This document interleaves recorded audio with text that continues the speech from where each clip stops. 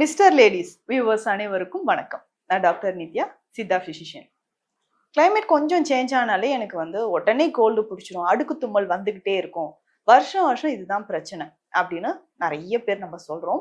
நம்ம கிளினிக் வரவங்க பார்த்தோம்னா சம்மர்ல கூட நிறைய பேர் சொல்லுவாங்க, மேம் கோல்டு, ரன்னிங் நோஸ் இருக்கு, தலை பாரமா இருக்கு, ஒரு நாள் தலை குளிச்சனாலே தலையில நீர் கோத்துக்குது. ஸோ இந்த மாதிரி சைனசைட்டிஸ் அப்படின்றது பேசிக்கா இருக்கக்கூடிய பிரச்சனை. ஆண்களுக்கு பெண்களுக்கு இன்றைக்கு குழந்தைகளுக்கு கூட நம்ம இந்த சைனசைட்டிஸ் அப்படின்ற பிரச்சனை பார்க்குறோம். முகத்துல இருக்கக்கூடிய நமக்கு ஸ்கல் போன்ல நிறைய கேவிட்டிஸ் இருக்கும். ஸோ பேசிக்கா இந்த கேவிட்டிஸ்ல பார்த்தோம்னா நீர் சேர்ந்து அதுல இன்ஃபெக்ஷன் ஆகும்போது தான் இந்த சைனஸ் அப்படின்ற கேவிட்டிஸ்ல இன்ஃப்ளமேஷன் ஆகுது. திரும்ப திரும்ப இன்ஃபெக்ஷனால நமக்கு என்ன ஆகுது, அடிக்கடி சளி பிடிக்குது, தும்மல் வந்துகிட்டே இருக்கு அப்படின்னா சைனசைட்டிஸ் அப்படின்னு சொல்றோம். இந்த மாதிரி தொடர் அடுக்கு தும்மல், மூக்குல தண்ணியா கொட்டுது, ஒரு நாள் தலைக்கு குளிச்சாலும் தலைக்கு எனக்கு பாரமா இருக்கு அப்படின்னு சொல்லுவாங்க. சித்த மருத்துவத்தை பொறுத்த வரைக்கும் இது கப நோய்கள் அப்படின்னு சொல்றோம். கபத்தோட வாழிடம் அப்படின்னு பார்த்தோம்னா கண்டம் மற்றும் சிரசு, கழுத்து மற்றும் தலைப்பகுதியில கபம் இருக்கும். இந்த கபம் வருவதற்கான காரணங்களை நம்ம தெரிஞ்சுக்கிட்டு அதுக்கப்புறம் இதற்கேற்ற மாதிரியான உணவு முறைகள், வாழ்வியல் முறைகள், அதுக்கப்புறம் மருந்து முறைகளை எடுக்கலாம். பொதுவாக கபம் நம்ம உடல் அதிகமான குளிர்ச்சி அடைஞ்சதுன்னா நமக்கு கப நோய்கள் வரும்.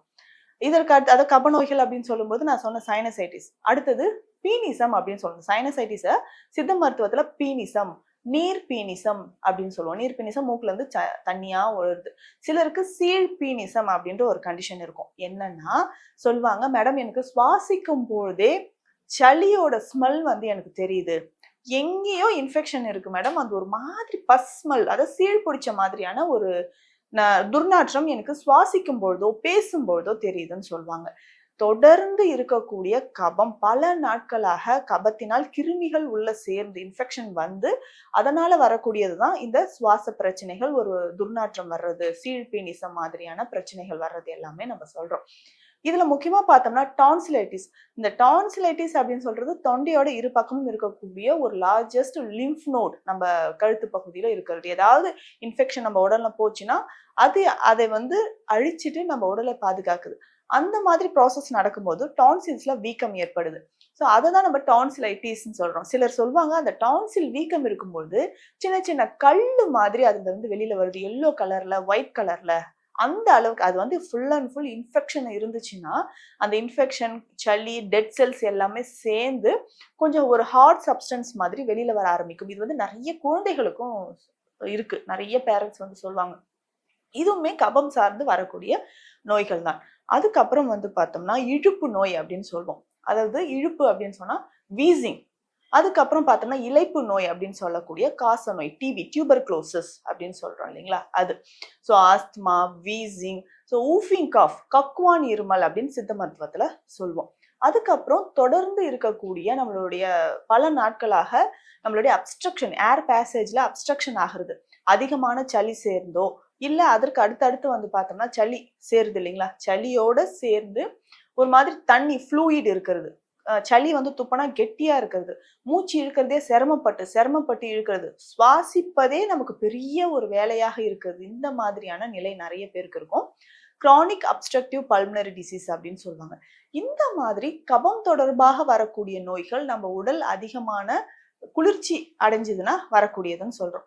ஆனா இதுவே உடலில் உஷ்ணம் நல்லா தெரிஞ்சுக்கணும். நிறைய பேர் எனக்கு கோல்டே இல்லைங்க, ஹீட் படிதான், அப்புறம் ஏன் எனக்கு சளி பிடிக்குது. உடல்ல பித்தம் அதிகமானாலும், உடல்ல உஷ்ணம் அதிகமானாலும் கபமாக மாறும். அது நாடி பிடித்து பார்க்கும்போது ரொம்ப நல்லாவே தெரியும். அப்பதான் நம்ம சொல்லுவோம், சார் மேடம் இது உங்களுக்கு குளிர்ச்சினால வர்றது கிடையாது, அதிகமான ஹீட்டு. சரியா தூங்காம இருக்கீங்களா? ஆமா. நைட் ஷிஃப்ட் பாக்குறீங்களா? ஆமா. தண்ணி சரியா குடிக்காம இருக்கீங்களா? ஆமா. பைல்ஸ், ஃபிஸ்டுலா மாதிரியான பிரச்சனை இருக்கா? இருக்கு மேடம், இருக்கு மேடம். வெள்ளப்படுதா? இருக்கு மேடம். லுக்கேரியா இருக்கா? இருக்கு. அப்போ கபம் சார்ந்து கபத்தினால் வரக்கூடிய நோய்கள், பித்தம் அதிகரிக்கிறதுனால கபம் சளி பிடிக்குது. இதுதான் கான்செப்ட். அப்போ நம்ம நாடி பார்த்து பித்தத்தை குறைத்தால் இந்த கபம் தானா குறைஞ்சிட போகுது. சரிங்களா? நிறைய பேர் சளி பிடிக்குதுன்னு என்ன சொல்லுவாங்க, பயந்துட்டு தலைக்கே குளிக்காம இருக்கிறது. 10 நாளைக்கு ஒரு வாட்டி, மாதம் 2 முறை தலைக்கு குளிக்கிறது. அப்ப என்ன ஆகும், உடல்ல உஷ்ணம் அதிகமாகி திரும்பவும் அது உஷ்ண நோயும் கிளப்பி விட்டுட்டு அதுக்கப்புறம் வந்து பார்த்தோம்னா கபம் சார்ந்த நோய்களையும் அது கிளப்பி விடுதுன்னு சொல்லலாம். இதுல முக்கியமா நிறைய பேருக்கு இந்த சர்ஜரி தான் இதுக்கு தீர்வு, நான் சர்ஜரி பண்ணிட்டேன் ஆனா திரும்பவும் இந்த பிரச்சனை வருதுன்னு சொல்ற ஒரு கண்டிஷன் என்னன்னா நேசல் பாலிப் அப்படின்னு சொல்றோம். மூக்கில் சதை வளர்ச்சி. மூக்குல வந்து நம்ம உள்ள பார்த்தோம்னா நாஸ்ட்ரில்ஸ் போத் நாஸ்ட்ரில் 2 சைடும் வந்து ரைட் ஆர் லெஃப்ட் ஏதோ ஒரு பக்கம் வந்து ஒரு இன்ஃப்ளமேஷன் ஆகி வீங்கி சதையோட வளர்ச்சி வந்து காணப்படும்.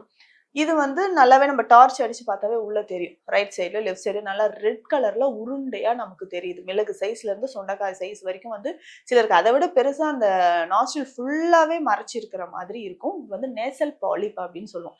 இது மூச்சு விடுவதற்கே சிரமமாக இருக்கக்கூடியது. நிறைய பேருக்கு நேசல் டீவியேஷன் கண்டிஷனும் இருக்கும். இதற்கு அறுவை சிகிச்சை தேவை கிடையாது. நேசல் பாலிப் இருக்கும் பட்சத்தில் முழுவதுமாக சித்த மருந்துகள் மூலம் ரொம்ப எளிமையா அதை வந்து சரி பண்ணிக்கலாம். நேசல் பாலிப் மட்டும் கிடையாது, இப்ப நான் சொல்லிட்டு வந்த எல்லா கப நோய்களும் முற்றிலுமாக நாடி பரிசோதனை செய்து அது வெப்பத்தினால் வந்ததா இல்ல அதிக குளிர்ச்சியினால வந்ததான்னு பார்த்துட்டு நம்ம நிச்சயமா அதை சரி பண்ணிக்க முடியும். இப்போ நேசல் பாலிப் இருக்கு இல்ல சைனசைட்டிஸ் இருக்கு, தலையில நீர்க்கோத்து இருக்குன்னா பேசிக்கா நம்ம என்ன பண்ணுவோம்னா ஆவி பிடிப்போம். ஆவி பிடிப்போம், தலையில ஏதாவது பத்து போடுவோம். இதற்கு முக்கியமா பார்த்தோம்னா சித்த மருத்துவத்தில் நீர்க்கோவை மாத்திரை அப்படின்னு ஒரு மாத்திரை இருக்கு. இதுல வந்து பார்த்தோம்னா சாம்பிராணி, படிகாரம், மஞ்சள், குங்குளியம் இந்த மாதிரி உள்ள இருக்கக்கூடிய நீர்த்துவத்தை ஈர்க்கக்கூடிய ஆற்றல் இருக்க மூலிகைகள் எல்லாமே நம்ம இதுல சேர்த்துதான் சித்த மருத்துவத்துல தயாரிக்கிறோம். இந்த மருந்த ஒரு 2 மாத்திரையை எடுத்து வெந்நீர்ல நல்லா கலந்து சைனஸ் எங்கெல்லாம் இருக்கோ முன்னெற்றியில நமக்கு வந்து இந்த 2 கண்ண பகுதியில எல்லாமே நம்ம பத்து போட்டுட்டு வரலாம். ஸோ தொண்டையில டான்சிலைட்டிஸ் இருந்தாலும் அதற்கும் பத்து போடலாம். இந்த நீர்க்கோவை மாத்திரையை பத்து போட்டுட்டு நல்ல வெந்நீர்ல முகத்தை நல்லா கழுவிடணும். அதுக்கப்புறம் வாரம் 2 முறை நீராவி ஸ்டீம் பாத் எடுத்தா போதும்.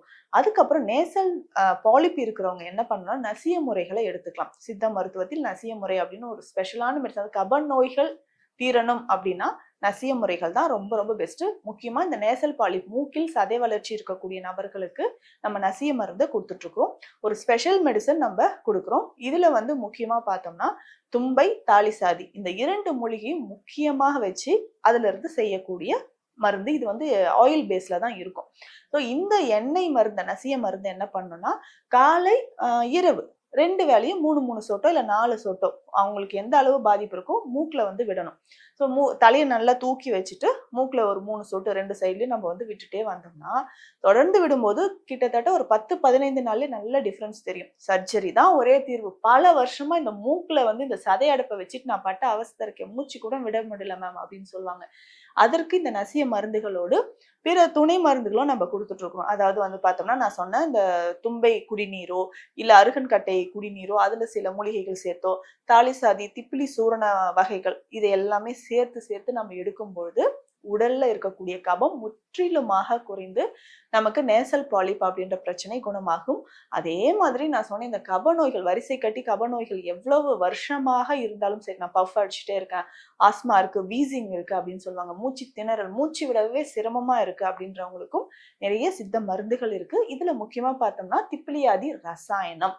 இந்த மருந்து ஒரு 3 கிராம் அளவிற்கு காலை இரவு 2 வேளையும் நம்ம தொடர்ந்து சாப்பிட்டுட்டு வந்தோம்னா ஒரு நல்ல முன்னேற்றம் வரும். அதே மாதிரி நம்ம உடல் உஷ்ணத்தினால கபம் வந்ததா குளிர்ச்சினால கபம் வந்தா தெரிஞ்சுட்டு அதற்கேற்ற உணவுகளை நம்ம எடுக்கலாம். ஸோ எப்போ உணவு சாப்பிட்டாலும் புதிதாக சமைத்து சூடா நம்ம சாப்பிடணும், ஃப்ரிட்ஜில் வச்சு ரீஹீட் பண்ணி சாப்பிட்றத அவாய்ட் பண்ணிக்கோங்க. இந்த மாதிரி உணவு முறை காலையில எந்திரிச்சு பிராணாயாமம் பயிற்சி ரொம்ப முக்கியமானது. இந்த பிராணாயாம பயிற்சி ஒரு 15-20 நிமிடங்கள் தொடர்ந்து நம்ம செஞ்சுட்டு வந்தோம்னா நுரையீரல் வலிமைப்படும். அதே மாதிரி நுரையீரல் வலிமைப்படுவதற்கு நிறைய கற்ப மருந்துகளோடு விழுதி கற்பம் அப்படின்ற மருந்தும் நம்ம ஸ்பெஷல் மெடிசனா கொடுத்துட்டு இருக்கோம். குழந்தைகள்ல இருந்து பெரியவர் வரைக்கும் இந்த விழுதி கற்பம், சுகர் இருக்கிறவங்க, பிபி இருக்கிறவங்க எல்லாருமே இதை எடுக்கலாம். ஸோ நுரையீரல் இரும்பு மாதிரி பலப்படணும், பல நாட்களாக இருக்கக்கூடிய கிருமிகள், இன்ஃபெக்ஷன் இது எல்லாமே வெளியேறணும் அப்படின்னா விழுதி கற்பம் சிறந்தது. அதையும் நம்ம ஃபாலோ பண்ணிக்கலாம். ஸோ இந்த பதிவுல கபம் தொடர்பாக வரக்கூடிய பிரச்சனைகள் அனைத்திற்கும் சித்த மருத்துவத்தில் என்னென்ன தீர்வு இருக்குன்னு பார்த்தோம். மீண்டும் அடுத்த பதிவில் சந்திக்கலாம். நன்றி.